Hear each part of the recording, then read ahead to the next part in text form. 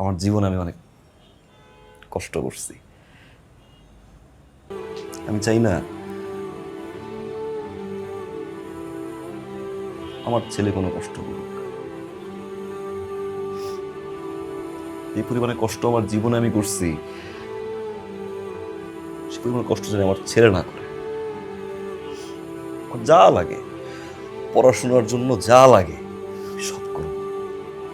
ও যেভাবে ওর জীবন চলতে চায় আমি চালাবো। আমি চাই না তুমি আর আমার ছেলে কোনো কষ্ট করুক। আমারে কোনো সময় বলতে পারি নাই কতটা কষ্ট আমি করি। আব্বারে বলতে পারি নাই, কাউরে জানাইতে পারি নাই।